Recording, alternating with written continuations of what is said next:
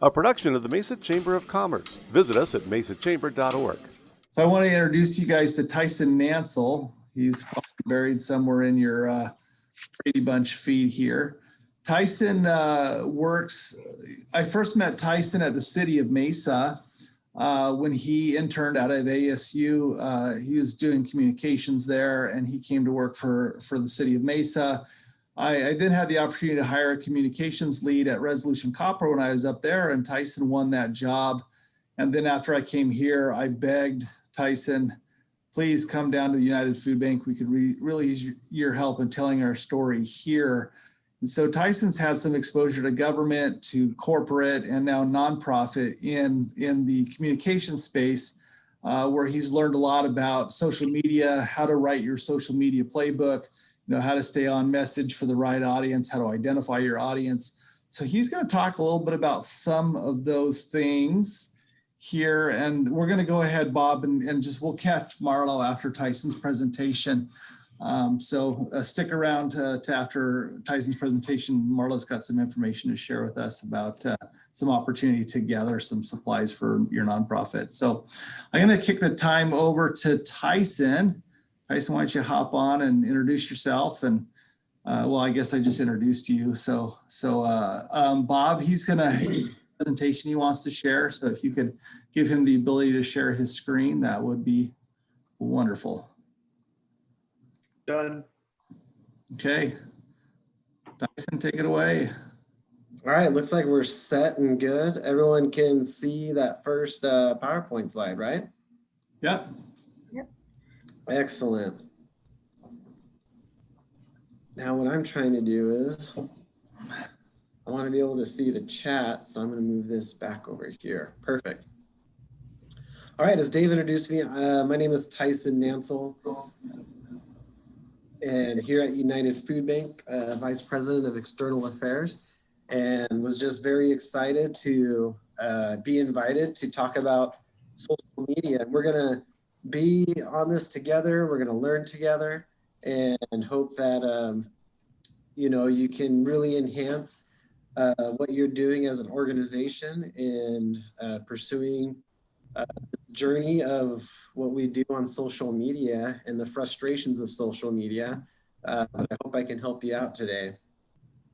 So really what we're going to talk about, putting together a sound social media strategy and what the landscape of social media looks like and where it is going. Because I can't tell you, just from when I graduated, when I was at ASU studying really Facebook, MySpace was already a thing of the past, but Instagram was starting to come out to be a big thing. And now where I'm at, I have to learn what Snapchat is. I have to learn what TikTok is and really try and continue up with the technology and what it means for United Food Bank and our organization and what works best. So we're going to review quite a lot of things and take a deep dive into social media. So here's the agenda, going over a lot, and feel free to take notes. I think I would like to save any questions or discussions towards the end of the presentation. And so this will let you collect what you're thinking about, but also I have the chat open on my screen that if you do have any questions for me during it, I can stop and talk about it and then continue. Really, I like to call it a timeout. We can take a timeout and discuss a few things. But here's kind of the agenda of what we're going to go through. So what I want to know first from you is who is in the room during this presentation. So go ahead in the chat, first put who you are, what organization you're with, and then also I want to know, what is your favorite midnight snack? Person with the best answer, I will send you a pair of United Food Bank socks. All right, so your name, organization, favorite midnight snack. And maybe if it's the same as mine, I'll just give you a pair of socks anyways from United Food Bank, or I can give you a State 48 shirt. But this is amazing. So far, Lisa answered, and it's popcorn with Skittles. So you really put the popcorn and Skittles mixed together. That is, I got a thumbs up right there. Wow. You might have just won right there. That's something I'll have to try. We got Oreos, cheeseburgers. President of the Mesa Art League, nice, welcome. Sour Patch Kids, ooh, I don't know if I can do that late at night, but that's pretty cool. This is awesome. Look at them all come in. Fireballs, I don't eat midnight snacks, good for you. Sharon, Dave eats zebra popcorn. Jack in the Box tacos with Skittles. Mark, that's something else right there. Cashews, you got to hit the healthy snacks. So that's great. I'll tell you, my midnight snack would have to be a Los Favoritos breakfast burrito. I've done a few times, or I will do popcorn and I put some barbecue rub on it. But love it. White Castle burgers from Bob. I haven't had White Castle yet, but I've heard good things that it's good at night. Anyways, as those come in, I'll continue to look at them. But think about this to yourself. How many of your organizations are active in Facebook, Twitter, Instagram, LinkedIn, YouTube, or somewhere else? I really want you to think about, is your organization on what I call these big pillars on these social media channels? And if you're on somewhere else that I didn't mention, go ahead and put that in the chat. But curious to know, are you on Snapchat? Are you on TikTok or some other platform that I don't even know about? But really the core ones that I want to discuss will be Facebook, Instagram, Twitter, and those main core big ones. So as you're thinking about that, I want you to now process and look at what is the landscape of social media and where are we going? I don't have 2021 on here because I haven't seen enough data for social media now in this present stage, but I've done a lot of research and focus on what's been done from 2020 and looking into the future of social media. So for 2020, what I've seen for social media and what I've kind of researched is Facebook was used more than ever before, especially during the quarantine time. And we knew as United Food Bank, hitting Facebook, hitting Instagram, hitting YouTube was going to be vital in what we were doing as an organization, because we knew that that's what everyone was on and doing at home. And so the research on Facebook, we looked at a lot of people were on there to connect with friends. They were connecting with their family members. They were sharing certain strategies on how to keep their kids entertained during quarantine. And just Facebook was being used like never before, or more than ever before. And so we were trying to meet with audiences on what is important to them. And what we were looking at is, one, accepting the green on what folks wanted to see, but also looking for the trending things as well. United Food Bank, we saw the decrease in volunteers. And so our goal was to reach families and to get them to come in and volunteer, and that we were doing it safely.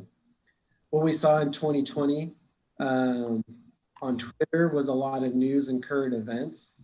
A lot of discussions were happening, such as breaking news. For Instagram, what we saw is that tons of people were sharing, again, photos just like Facebook, a lot of connection with friends and families. And also we noticed a lot of influencers, especially local Arizona ones, were looking for something to do. And at United Food Bank, we were striving to connect with every influencer we could that wanted something to do. And I'm talking about foodie influencers, fitness influencers, those that want to get out and do something. And it worked. I cannot believe how much we were able to connect with influencers and get them into our organization to host a food drive or to volunteer. We use them as an advantage to get our message out of what we were doing and the need. Twitter, we saw a lot of news and local news reporters on Twitter. So we were connecting with them on Twitter and taking advantage of the times that they were on Twitter. And I can tell you it was a very consistent basis that we would send a message and get a message right back right away. We use that for our media advisories, press releases, and events that we were doing. When we went from distributing food from our volunteer center to the Mesa Convention Center, we used Twitter and Facebook basically as our friends to get our message out and communicating to the different local TV stations, because not only were they just getting hammered and inundated with COVID emails and from the governor's office, that they actually said that using the social media platforms to connect with them was a lot easier for them to see our message over an email. And then YouTube, of course, is just huge. Who's not on YouTube? And so we started creating more videos on YouTube, and you taking that and using it as to our advantage of getting our messages out over YouTube. So I'm going to take a deep dive more into it, but I wanted to share the U.S. Murphy research study that was done over social media.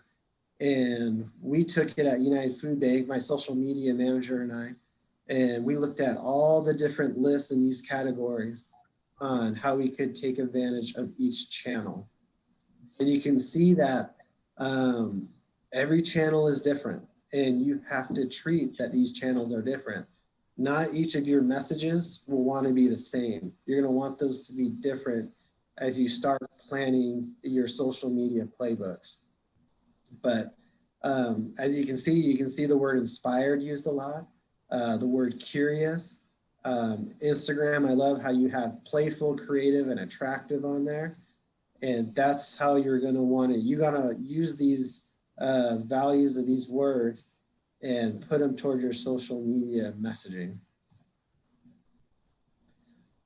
So here we're going to go into your plan and begin from now, if you don't have one, and where to focus for 2021 and what you maybe used. I always like to go back in the past, get feedback so I can plan ahead and know where I'm going to focus on for social media.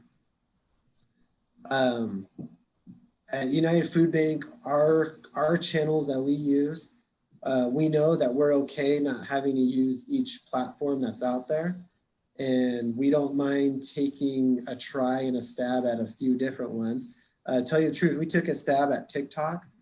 It wasn't our favorite. We weren't getting the followers we wanted, so we stopped using it. But the pillar ones that we've been using were Twitter, Facebook, Instagram, YouTube, and LinkedIn. But if your organization is using a Snapchat, if you're using Pinterest and it works for you, that's great. Keep doing it, keep working with them. But the ones that work great for us were those top 5 that I have checkmarked. So I want to get into the cross channels of your plan. And while social media can be leveraged, what exactly does this mean? So as you look at this kind of upside down triangle, the whole goal for United Food Bank and what should be for your organization is to bring awareness to your mission.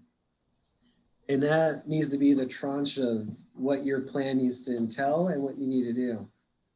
So I have 2 separate columns. I have your own, which is your organic social media that you're using and which you should focus, and then your paid, because you got to look at 2 different targets with 2 different audiences.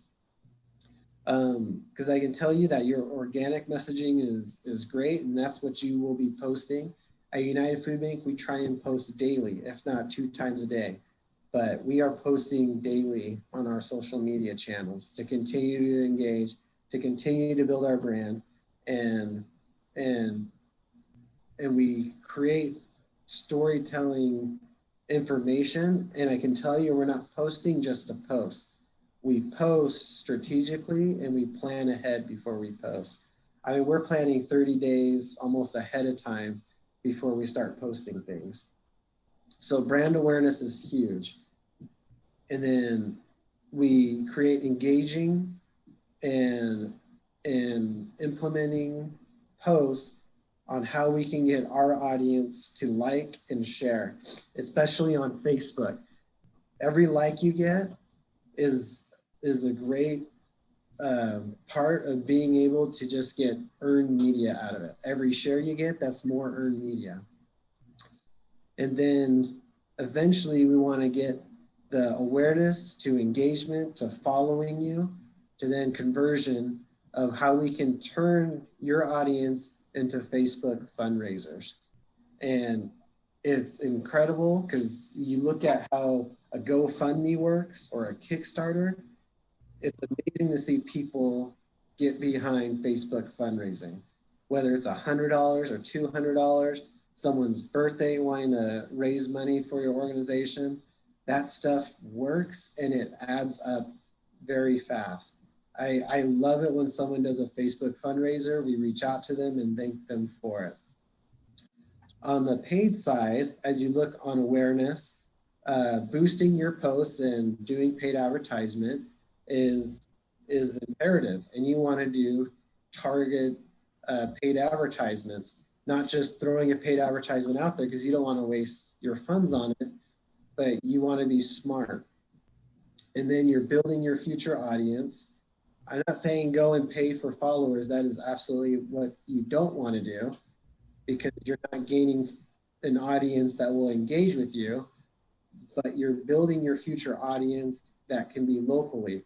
I'm not advertising outside of Arizona whatsoever because that is not useful to United Food Bank, not at all. But we're targeting certain zip codes in our service area that's defined by Feeding America to get more followers, to get people engaged. And then I'll show you some of our targeting social media that we've done that have been, that have worked for us. So I hope that triangle makes sense, but what we've researched and seen is that you want to bring in brand awareness, engagement of followers, convert them to donors, whether that's monetary for us, food drives, or voluntary. Hey, Tyson, maybe you could give a quick example of a cost that you would incur by doing a Facebook ad. I mean, are we talking $10,000 or $10? Facebook and Instagram ads and LinkedIn ads are so cheap. You can reach 10,000, you can get 10,000 impressions just off of a $50 boost on Facebook. I mean, they made it so easy to target different folks and not have to spend a lot of money.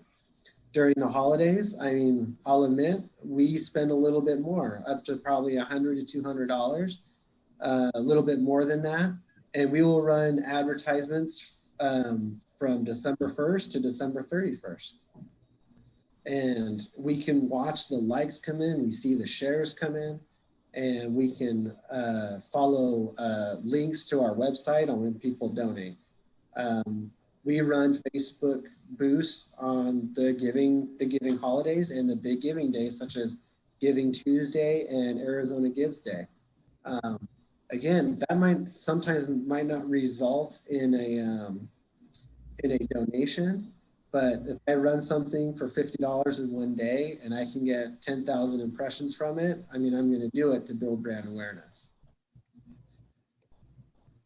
So I went over a lot on the organic side, but these are the three main points on the right side I just wanted to focus on. Give your audience content that they will want to share. Use platform strengths to earn and keep their attention and share their efforts and recognize their efforts. Mark asked an awesome question, and I want to take a time out, love it, time out, and let's address it. When do you reach overkill and how do you know? Mark, that is a very, very important and just crucial question. We knew we were reaching overkill on Instagram when we weren't seeing the average number of likes that we would get on an average post. When we were posting probably 2 or 3 times a day on Instagram, and you're only getting about 5 or so likes, I can tell you that the algorithm for these social media channels, I truly believe, and I wish I could prove it, but if you're just, when you're posting just a post, or if you're posting too much, I know your stuff just gets buried in with everything else and the rest of your followers, and no one's going to see it. So when we noticed that we were doing too much overkill on Instagram, we went back to doing 1 post a day or 1 post every other day and doing more Instagram stories, because those Instagram stories last 24 hours. And more people were watching our Instagram stories than actually finding our Instagram posts. So we pivoted to not doing overkill on posts and pivoted to doing Instagram stories. And so you have to watch out for that. We've cut back a lot on those giving days, such as Arizona Gives Day and Giving Tuesday, because we knew it was just the same messages over and over and over again, and we didn't want to overkill on that either. So really, on like an Arizona Gives Day, it would be 2 posts max, and that's it. Hey, Tyson, I don't know if you're going to touch on it, but talk a little bit about your kind of how you tap into pop culture trends at time to reach audience organically, like some of the art piece stuff that you've done. Or I'll get in. Thanks. We'll talk about that soon in some new slides. But you're absolutely right with like Twitter. You always see trending topics on Twitter, and what we try and do is make funny memes out of it to get more likes and get more followers. And we actually have fun doing it. That goes back to with Instagram, those words that I shared with you on being creative and being playful. That helps a ton in building an audience. And so here's a little bit about the paid advertisement that we talked about. Don't boost your posts unless you plan it, and plan ahead and know who target zip codes and where your audience needs to be on who you want to target. Again, with the cross channeling, know where you want to go with your paid content or when you want to post. Facebook, Twitter, and Instagram have great analytics that you can go in and see when you get your impressions or when you get the most likes and the time of day that happens. For United Food Bank, our best times is usually in the afternoon when people are probably out to lunch and then scrolling through social media, but find what time works best for you. But we're always looking for, we do the feedback of evaluation. We see when we get the like and we get the share, and how we see that circle of when do we get that earned media from people sharing and liking. All right, so now, Dave, I'll get back to your question, and we're going to go by channel and talk about the playbooks and how we initiated our playbooks. And we'll go through the 4 pillars of the big channels of what it means. And when I talk about a playbook, if you're a sports fan, football fan, whatever that may be, I like to use a lot of football analogies when I talk about playbooks. You have your offense, your defense, your special team playbooks, and it gets into the nitty gritty of what your play is going to be and what and what is it going to be to get you to that next level, to get you that first down, to get you to that touchdown. We refer to our playbook, and we refer to our editorial calendar, and And we don't go into building our communications plan without pulling out our playbook and having a game plan for it. And so to get into it, Facebook is focusing on its mission to give people the power to build community and bring the world closer together. So with that, we built our playbook around engagement and how do you drive action and get more followers and get your pulling an audience together. And so with it, it's planning your content, it's looking for those trends, it's figuring out your hashtags and what do your audience like and what do they share. I'm showing a picture of a group of kids volunteering. That is a perfect example because why? When we post about kids volunteering or doing a food drive, that's when we get the most likes, and that's when we get the most shares and the most comments out of it. And so it's also using Facebook to be able to tell your story. Does your audience understand your mission? Do they know what you do? And can you create your own organic traffic? And again, you write this playbook out to be able to accomplish all these different things. It's how you're going to get to that first down. How are you going to get to that touchdown? And using Facebook to your advantage. If Facebook's mission is to give people the power to build communities and bring the world closer together, then we're going to post about how are we building communities? How are we helping the community? And that's how we're going to get more eyes on our social media posts.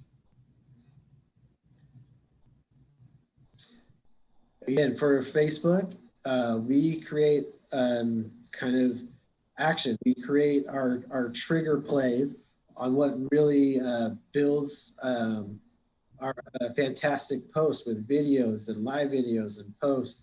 But we evaluate opportunities with events and groups, and then we create targeted content for those streams. And so when I talked about it, volunteers is a huge one. When we post about youth groups, young professionals, and also our agency partners. We know those are the top tier topics that we can post about and know that we are going to get great engagement from it. And then we also engage our audience by asking questions or putting out facts about United Food Bank. And so we build our tiers of our playbook based off of these different topics. And I can tell you our playbook is not very big. It's about 4 pages long, but it's something that works for us, especially on Facebook. Now I want to get into our Twitter playbook. So I count Twitter as more of our defensive playbook because there's only so much you can do. But for Twitter, you can really build off of their platform, even though you might seem Twitter doesn't work as well, but it just takes a while to build it. Because remember, defensive wins games. And I feel like Twitter, if you can get on it at the right time, build the right audience, you will win the games of getting attention of media, getting attention of donors, and being able to follow these fun trends. So Twitter continues to be a really intense and political environment driven by the news. And I did 2 posts on there. Dave Christopher Londa, he is, Dave, I don't know, he's an ambassador from Chile, was it? Or where's he from? He was the former U.S. ambassador to Mexico. There it is. He has tons of followers, came for a tour, posted about us. We encouraged it. We told him this is how you tag us. We ended up getting 35 retweets and 528 likes. I mean, that happened within an hour. It was incredible. Crystal Henderson, meteorologist for 12 News, encouraged her to tag us, post us on Twitter, and again, did really well. When we partnered with Patrick Peterson on Twitter, he posted about us, again, a ton of engagement. And it was their posts or even Christopher's posts that media saw, they reach out and say, oh, he came to visit. What did he see? What did he like? And this happened with, I believe was the Mesa Tribune. and we were able to put it back towards his PR team, and they gave a quote, and that happened all organically. So finding the trends, follow the trends, and analyze where your audience is most responsive. And Twitter, sometimes I can tell you, we didn't get a few stops like we would want talking about defense with Twitter. Sometimes you hit a bump in the road, but we use Twitter to have fun and be creative. And we engaged a lot of the media outlets, and we have part of the political environment. A lot of stories shared from Doug Ducey or Kirsten Cinema, articles about United Food Bank, they shared it on their Twitter. And so we're very, very engaged on Twitter. If your communication manager is not on this platform, I'm going to type it into the chat. If they're not on TweetDeck, they need to get on it. The playbook is right there on TweetDeck, because you can follow your hashtag, your organization name, and get notifications when someone tweets about you. And within seconds, you can retweet and like and build your organic shares from there. So if you're not, please, you got to get on TweetDeck for your organization. I will, Sally's not on. Bob, I can send this slide to you, but I have a few links on here that you can send out to the group. But these are great examples from 2019 about tips for businesses of using Twitter and how you can, as a charity or your organization, use it towards your objectives. There's a few little tips there. Like I said, we broke news on Twitter, and that's how a lot of media saw it. Twitter is very fast, so we would break news in the morning, and then we would send it again probably in the afternoon. Carol, I will show you what is right there. Here's a TweetDeck. So we're following the fire very closely right now because it affects our service area. I have notifications. I have mentions when United Food Bank is talked about. Boom, right there. There's Mesa Chamber talking about us. Hashtag United Food Bank, hashtag WeFeedAZ. That's our hashtag. All right. So just go to tweetdeck.com. You got to enter in your organization's username and password, and it's all right here. Looks like I'm on Star Trek, using this, but this is, or the stock exchange, but this is very helpful. This is United Food Bank's TweetDeck right here. All right, I'll go back to the PowerPoint.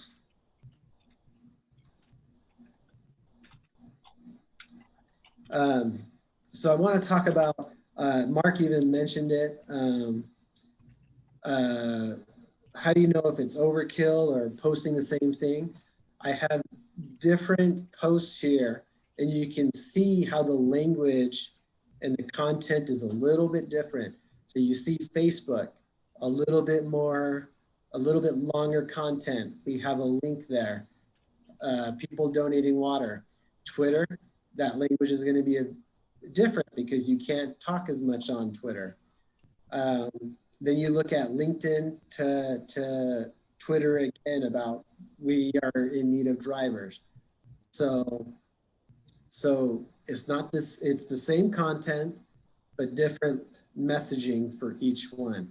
That's how you don't drive too much overkill. Someone will see it, read it differently, but you don't want the same exact content on the different channels. That creates more work for your communications manager, but it's worth it because it's eye-catching and it's different messaging for each one. I hope that makes sense of these examples of how it's different for each channel.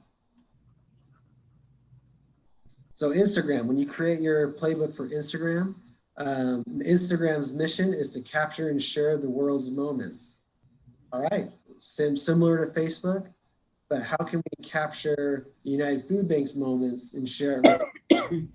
You want your followers to focus on you and what you share. So I'm telling you, using our Instagram playbook has a topic for posts, a topic for sharing Instagram stories and how we're going to use Instagram stories, such as the fun things as boomerang,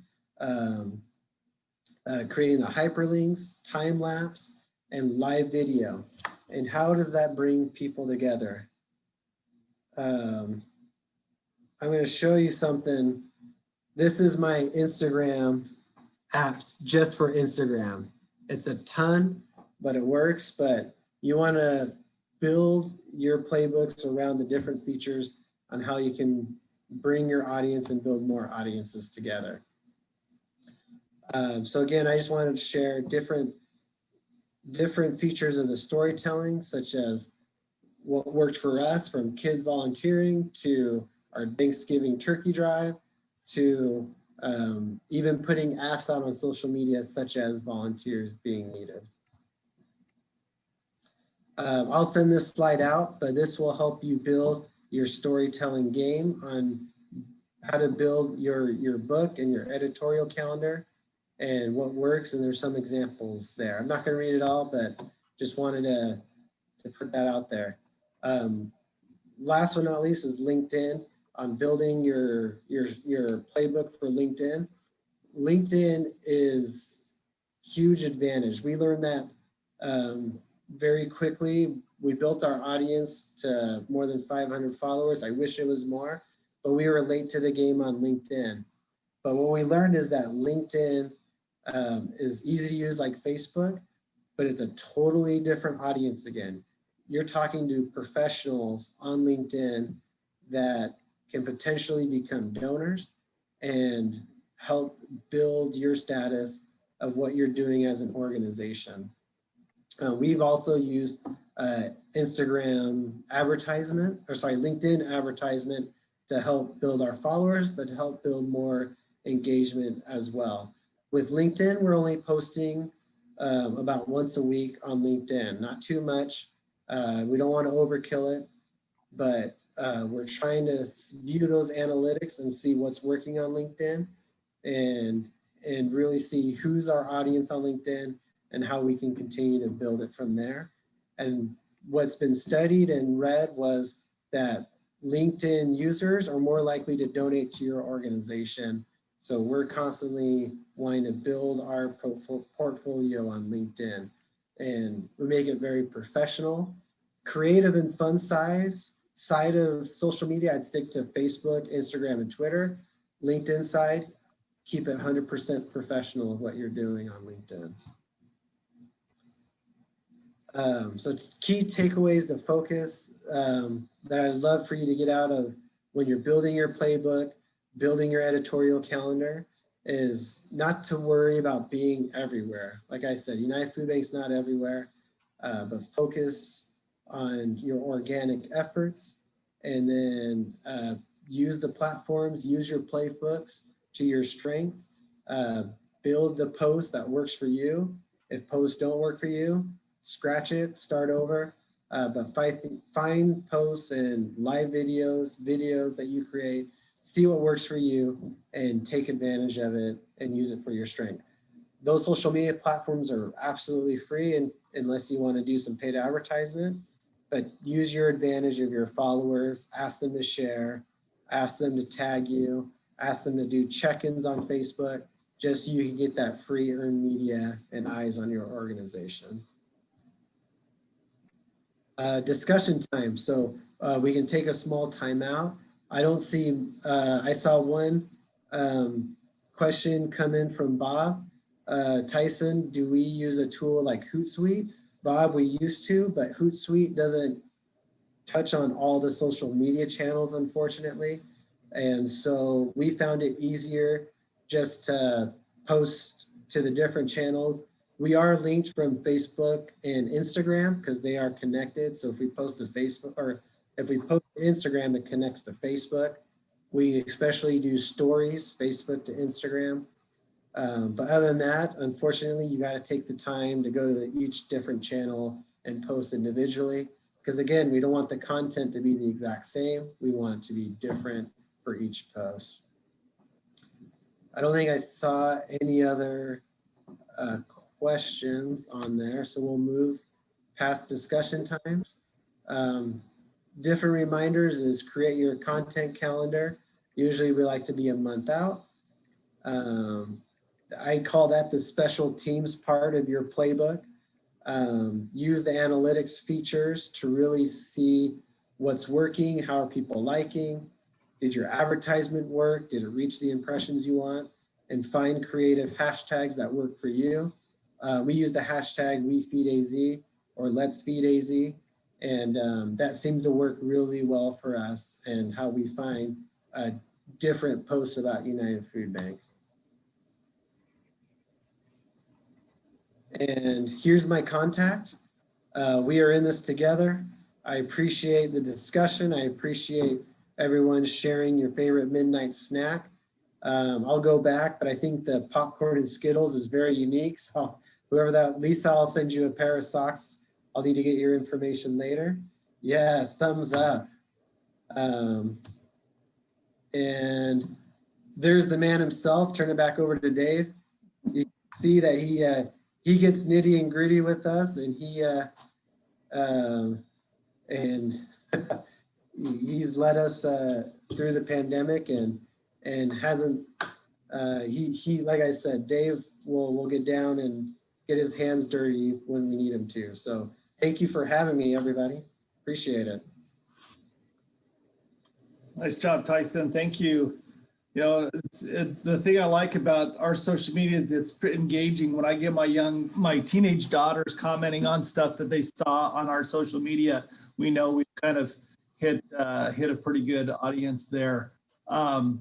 You know, Tyson tapped into a few. He didn't mention it, but there's trends that happen on social media, like it might be a piece of art, or you know, what was the thing that somebody taped a banana to the wall or something, Tyson? Do you remember that?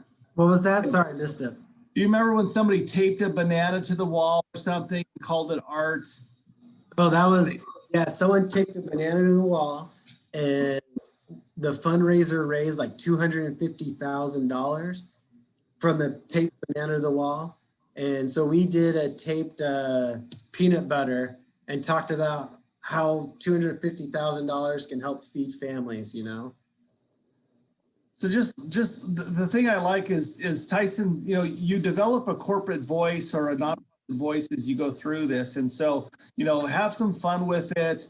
You know, you like to say that the platform's kind of forgiving, but it's kind of also not. I mean, you can make some big mistakes on social media. So, you know, we have people that review, you know, we don't tweet or we don't post things on a whim. It's mostly something that's well planned out. So you know, keep your emotions in check when you want to respond to something. And remember, particularly if you control your corporate social media channel and you also have a personal social media channel, you want to be careful about what device you're on and how you're posting and how that might be perceived, because sometimes you might want to let something rip from a personal standpoint because you're upset about it, and it ends up going out on your corporate channel, and that can cause a lot of problems. But you know, you think that a social media strategy is a pretty proprietary piece of information, and we kind of guard that information a little bit. But you know, the thing that I always think about the nonprofit sector is that none of the people on this call none of you are my competitors. I don't compete with other people in the nonprofit sector. I don't compete with other food banks. None of us are competitors here. The thing that we compete against are where people spend their consumer dollars. It might be McDonald's, it might be Walmart, it might be Gucci, it might be a new car. You know, if philanthropy would shift by 1% in the United States, we would have enough funding for every nonprofit to have huge impact in the United States. So I, you know, the more that we can share our practices, things that we found successful with other nonprofits, so you guys can tap into your audience to fundraise and deliver on your mission, we're all about that. We want to really accomplish that as much as we can from our perspective. So we never view, you know, our colleagues in the nonprofit sector as competition, but rather colleagues that you know, together we can raise more money to accomplish all of our missions. We have about 10 minutes left. Marlo, are you still on the call? I thought she disappeared. No, I'm There she here. is. There you are. There you are. You're Hi, everyone. I want to kick it over to you for a few minutes. You have some information you'd like to share with everyone. Yes, I do. Let me get the chat and I'm going to put a link in there. Hopefully this works. So thanks for giving me a few minutes. As in Mesa Public Schools, we have a partnership with Amazon that we are able to get pallets and pallets of goods that we use as part of work-based learning experiences for some of our special ed programs.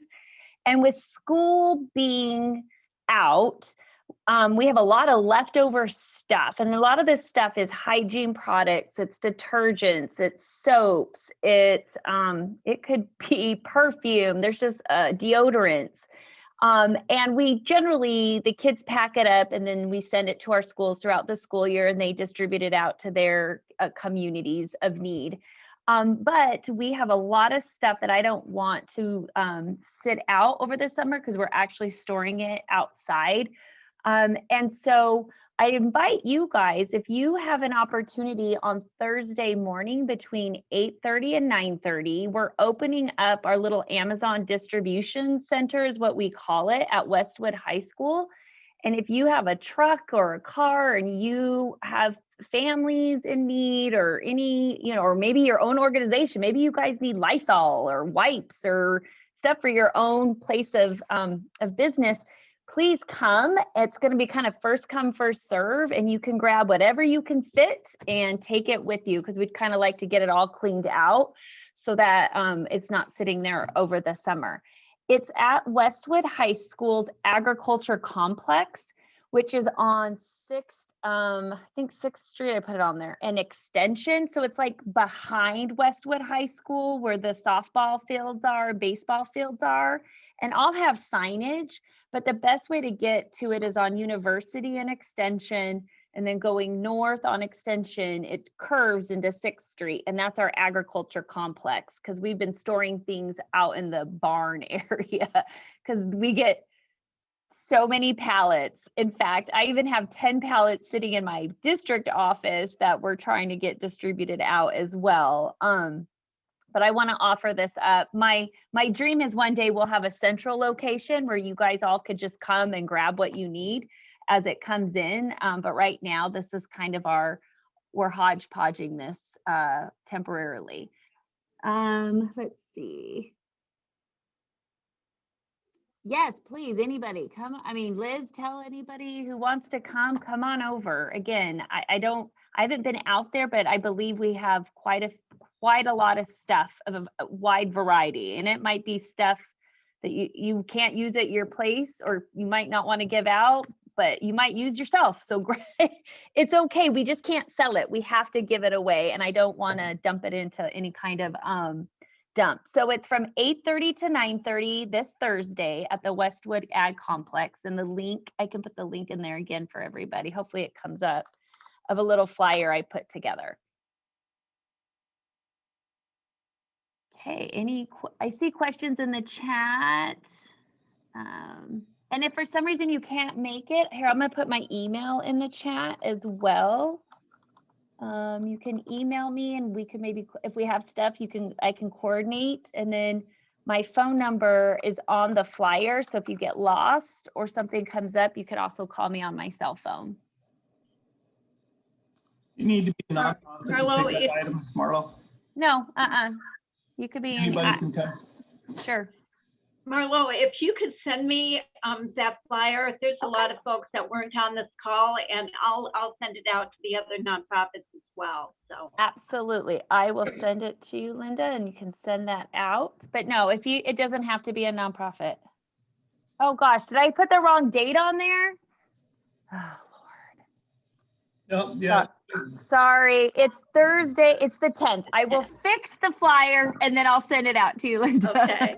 Thank you for catching that. I just know it's Thursday morning from 8:30 to 9:30. So we're there earlier before it gets too hot. And then there should be students there to help load stuff up into your vehicles as well. This is awesome. Thanks so much. And I may actually have more stuff, but we're trying to get organized over here at district office. So if we have more stuff, I'll get the word out as well, and could come by and pick it up here.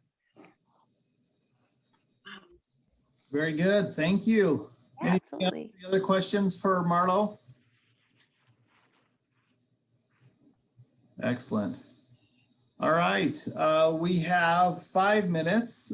We can end a little early. Is there anyone that has something they'd like to add? Or we can close for the good of the order. Mark, how are you? I'm good, bro. Hey, we've quietly been promoting vaccine, and so for the next 3 days, we're doing pop-up clinics at 3 of our local schools. I've shared that information. Nadia has done a great job of taking care of that. I want to say, the reason I want to tell you is that there's a new pharmacy in town on Mesa Drive and University, and the pharmacist there has been spectacular to work with. So it's Best RX. He's doing the administration of the shots. He's willing to get them done for folks with or without insurance. And he shows up himself to do this. So we have several of these coming up. We've canvassed a lot of our the poorest parts of our community to encourage folks, and have gone to a couple of homeless shelters to encourage that. And Nadia's done great work. Mostly, I want to tell you about the guy at Best RX at Mason University Drive. He is new, and he's been a great support to us. Thank you, Mark. Get those shots out. Anything else? Dave, I want to say a big thank you to you for suggesting Tyson to present today. The information was fabulous. Thank you, Tyson. So appreciate it. And also wanted to mention to the group that if there is a topic that you would like to hear about, something for next month, please shoot me an email and let me know. Very good.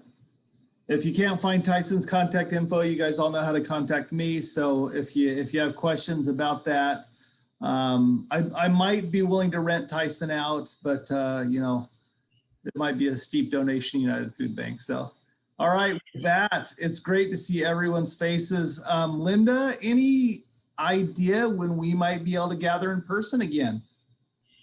Well, yes, and you know what? I'm going to go ahead and shoot it over to Bob and let him share. So there you go, Bob. Why, thank you, Linda. So just a real quick, since I know we've only got 3 minutes, the Chamber has begun the process of reintroducing in-person events. That process is actually going to begin a little bit later this month with our member orientation. We are going to do a limited hybrid 10-person in our office, rest virtual. In July, we're going to go ahead and launch our first in-person regular Chamber event, which will be our Women's Business Connection. And then based on the results of that, plus how things are still going, because things are still happening out there, we are looking at probably August, September to get our schedule back up in person. So stay tuned. If you have questions, shoot them to Linda. But right now, it's looking like August. Thank you, Bob. Any inclination to take July off with this group? I know a lot of people travel in July. We don't have board meetings in July. Is there,